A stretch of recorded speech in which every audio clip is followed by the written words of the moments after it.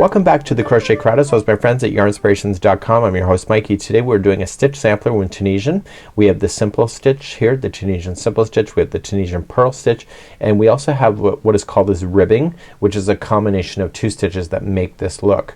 So in between each of the features is the Tunisian Purl Stitch that you have going in, and what you have to watch for the most is the slanted stitch that we're going to be doing today in this particular one. Whenever I had a frog, it was usually that one that was the cause. So I literally put a little sheet together for myself. I wrote it down for myself, and what this combination is, it's a multiple of 8 plus 4. So the combination to do the whole cycle is 8 and 8, and then you need to do 2 that's left over, and then the starting and the ending of each one of the going across is 2. So it's 8 and plus 4 as your multiple. So I'm going to be using Lily Sugar and Cream to demonstrate this for you today, and I'm just going to do a small swatch. And Daniel really wanted me to do a Ruana with this. I'm really not that motivated to do such a big project, but I can show you how I did this and you can go for it, and we'll do that next. Welcome to my channel, and I'm here to inspire you, give you crochet advice, and help you along with your next project. If you enjoyed this pattern, please give me a thumbs up or even comment so I can gauge your interest. It helps me to know what to film next. I'm using a 4.5 millimeter, and this is a Tunisian hook or an Afghan hook, and we're going to start with the slip knot. So on the hook right now it's a slip knot. It's Afghan hook or Tunisian hook. It's a 4.5 millimeter, and it is nice and tight for this particular application using my Lily Sugar and Cream. The sample that you see on camera that we did was actually a multiple of, so it's 8, but I did 8 4 times and then I added in my 4 after that. So it gave me to a total chain count of 36 if you want to exactly match that. I'll do a little swatch with you today. So if you would like to change the size, it's in multiples of 8. So we just chain 8 and 8. So 1, 2, 3, 4, 5, 6, 7, and 8. If you're happy with it, then you can stop, but if you're not, then you add another 8. So 1, 2, 3, 4, 5, 6, 7, and 8. So I'm gonna stop for here. This is my multiple. So once I'm happy with the width of it, I just need to add another 4 for the counterbalance. So 1, 2, 3, 4, and that was a multiple of 8 plus 4. Let's begin the first row. We're gonna begin the first row. In the first row we just need to get ourselves started, and if you're new to Tunisian, what happens when the hook goes forward, it's forward pass, and when the hook is moving backwards, it's a return pass. So I usually refer to it as the cruise ship going out to sea, and then when you're at the end of the row, the cruise ship has to return back to dock. That's how I describe it. So what I need you to do is second chain from the hook, turn it around to get the back hump of the chain. For some of you, I know that's gonna be a squawk in the comment section. It is what it is, but if you prefer not to use it, that's your call, but you'll have a perfect edge if you decide to. So going second chain from the hook, you're gonna yarn over and pull through, and you're going to push it down your shaft. And I need you to start collecting your chain by doing so. So the next one, yarn over and push down the shaft. And so by the time you get all the way to the other side, you were going to have exactly the same chain count number that you started with if you were counting. Okay, and we're going to do that, and I'll see you at the end of the chain in a moment. Once you've collected all your chains, you're now ready for the return pass. In Tunisian, when you do the return pass, that's when you chain up to build a row. So in crochet, normally what we do is we chain up a certain number and then we proceed across. In order to do that, it's a builder. The builder in Tunisian is done on the return pass, so when the ship is going back to dock. So to do that, you're going to yarn over and just pull through 1 loop only. That's considered a chain 1. That's your builder. And now the remaining of your loops on the hook, you're going to yarn over and pull through 2 all the way back. So please do that, and I will see you at the end of here when we're back at the dock. I'll be right back. Okay, so we're back at the dock, and now we're ready to play with the sampler itself. This is when you're gonna have to count and keep track.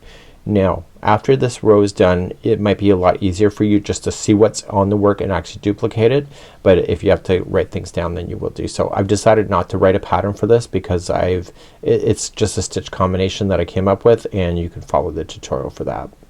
So remember, in Tunisian, the first section right here, that's nothing. Ignore it. You do not chain one to start. You do not chain one to pass go to collect $200. Ignore it. Your first one is going to be right here. So the first, everything is in groups of 2, so just remember that. So the first 2 here will be a Tunisian simple stitch. So to do that, you're just going to slip the hook in behind the vertical post and back out the other side, and then you're going to yarn over and pull through and slide it down your shaft, and you're going to hold. When you do this, you're going to notice that the row above is going to fall into the hole, and that's going to be awesome. So that was one, and you're going to do the next one as a Tunisian simple stitch as well. Okay, so we got that. The next 2 are going to be a Tunisian purl stitch. To do the Tunisian purl stitch, we have to get this yarn in front of the work, and how I do it really fast is that I slip the hook in behind and pull the yarn forward, and then I slip into the next vertical post. Therefore this yarn is in front and ready to go. Then I pinch with my thumb where it crosses over underneath the hook, and I yarn over and pull through. So you're essentially taking the yarn through that vertical but from the opposite side to make it into a purl stitch. I'll show again. So sneak in behind, go forward and into the vertical, and when this falls down, pinch and pull. Okay, so that was the next set. The next 2 are considered a rib stitch, and this is achieved by doing 2 different stitches. The first one will be a Tunisian simple stitch. So just going in, yarn over, pull through and slide. The next one is a Tunisian slanted stitch. It's also called a twisted stitch, a twist stitch. It is a kind of a pain. You're going to leave the yarn in behind, and you are just going to scoop. You need to get this hook to go backwards in the direction you're currently in. So see this hand? You need to get this hook to turn the other way. So how you do that is that you just clip onto it. Okay, so just clip onto it, and you kind of rotate it upward,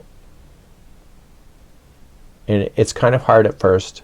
So if you're struggling and you're starting to scream, I can't hear you, so scream all you want. So you're just gonna turn upward like that, and that's causing the whole stitch to turn around. Then you yarn over and pull through. I'm gonna demonstrate that again for you. And what that does is it pulls the 2 stitches together like that. So let me show you again, and I'll show it to you down the further down. So you're gonna come in, you're gonna hook onto it and go this way, and then you're going to, now that I've already done it, it's a lot easier, but you can just twist up and then yarning over, pulling it through.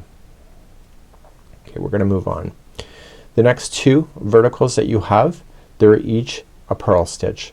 So get that yarn in front again, and you're gonna go into the vertical, and then you're gonna pinch and pull.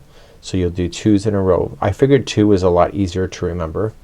That's why I wasn't too complicated about it. And then the next 2 are back to Tunisian simple stitch. Okay, so we're gonna cycle through this stuff again. So here we go.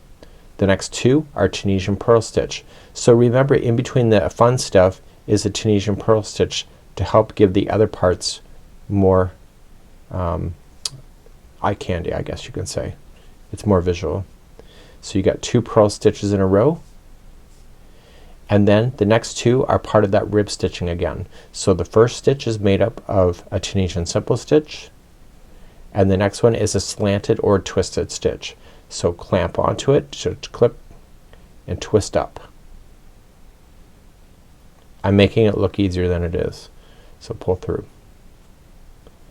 And you're just gonna keep cycling through your pattern until you get to the very end. So the next 2 are Tunisian purl stitch.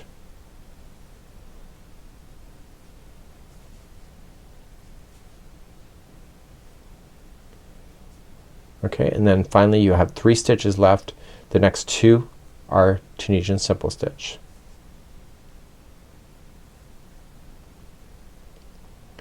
And the very end of this row is so critically important that it's gonna ruin your work if you don't pay attention. So smarten up. So what I have here is on the very end, if I go into a vertical strand, I'm gonna create the most gaping hole you ever did see, and it's ugly as hell. So what I want you to do is that when you go in there, go in and make sure 2 strands are on top of it. You're technically going into the chain one that you created when you did the return pass to take the boat back to dock. So make sure you go into the 2, because when you yarn over to pull through, it is literally gonna close any hole. Do you see a hole? No. But you would if you just went into the 1 vertical. So to return back to the dock, you're going to just yarn over, pull through 1 chain only. That's your chain 1 to build, and now everything is yarning over and pulling it through 2 all the way back to dock. And I'm gonna take you through another cycle of going through what we just went through, and everything just lines up on top of each other. So if you can see what's below, it's great. You want to keep an eye on the rib stitching the most. That's where I screwed up the most in not being able to follow through with the pattern. So if any time I screwed up, it was that. I might as well be honest with you. So I'm gonna go all the way back to the dock, and then we're gonna start up another pass going across. And now that we've counted and got everything aligned, the rest of this will just matter of just looking below and actually figuring out what to do. So let's start another row. So the first 2 that we know of, remember the edge, we're not gonna pay attention to it. Don't pass go, don't collect $200, and we're gonna make the first 2 as a simple stitch. And once you get motivated on this thing, it can really go quite quick. The next 2 are a Tunisian purl stitch. So get that hook to push that yarn in front and pinch and pull.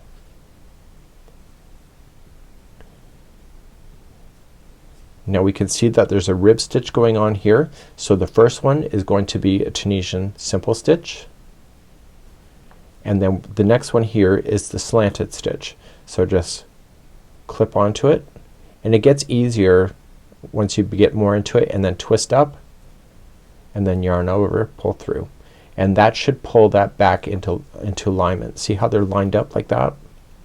That's what you're looking for. If they don't line up like that, you know something's wrong. The next 2 are Tunisian purl stitches. So the purl stitches are in between the fun stuff. Below we can see that they're Tunisian simple stitches, so make those simple stitches. The next 2 are purls.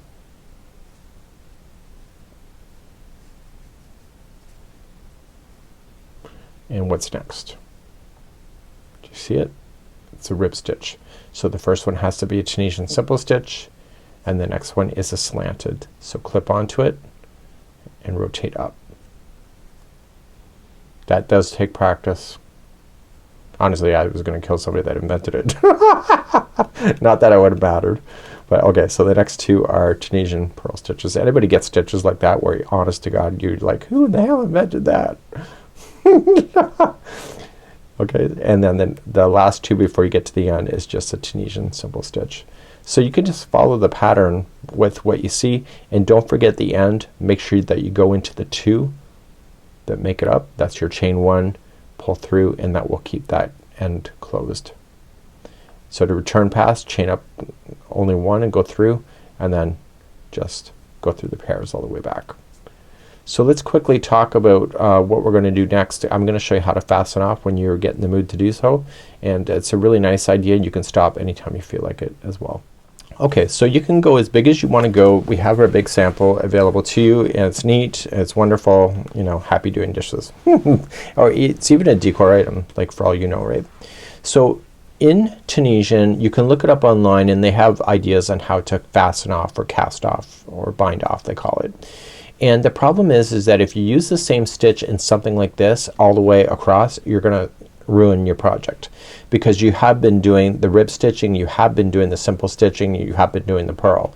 So you have to bind off in the same stitch formation, because these stitching went all the way to the edge, and if you use the same stitch to bind off, all the tops of where it doesn't match are going to be so obvious that it's gonna, you know, ruin your day. Well, at least it could. So what we need to do is that we know that the first two here are Tunisian simple stitches.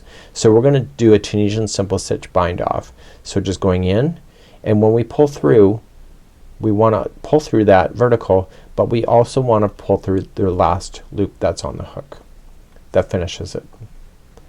The next one, Tunisian simple stitch, pull through and through. Okay, no big deal. Now we knew the next two are purl stitches, so we want to finish those off as if they're purl stitches, right? So we're gonna still do them as purls, but we want to cast off at the same time. So when we pull through, we're gonna pull through that and that. You want to be relatively relaxed when you go to bind off. If you're too tight, you'll tense in your work and ruin it. Okay, so here is part of that rib stitching. Remember, it's made up of two. We know that the front one, the first one, is a Tunisian simple stitch. So we are going to cast off with Tunisian simple stitching. This one here is the slanted stitch. So we want to cast off using that. So we're gonna hook onto it, yarn over, pull through and through. And so that allows us to have the ribbing right to the edge. See, on both sides. So the next ones are purls, so make those as purls, and you're going to match the stitch work that you see going all the way across, and match the bind off that will match the stitch. So by the time you get all the way to the end like this, you are just going to match your stitches. Take your tapestry needle, just go it back and forth 3 times. Make sure it's nice and deep. You'll take the first strand and also do the same thing. And when I back you out, you can have a great sampler like this. If you double strand it, when it comes to stuff like this, you can actually make this into a hot pad or something to grab onto hot stuff, as long as you use 100% cotton like Lily Sugar and Cream. And if you're ever questioning that, of course don't do that. Like if you feel like it's not gonna be stable enough for hot objects. So make sure that you do that, and if you use acrylics, then you'll melt your acrylic yarn, but the cotton is designed to do that, and it's also designed to get wet, and that's why they use it in the kitchen. So this is a little stitch sampler, hopefully that you enjoy, and we hope to see you again another time. Bye bye.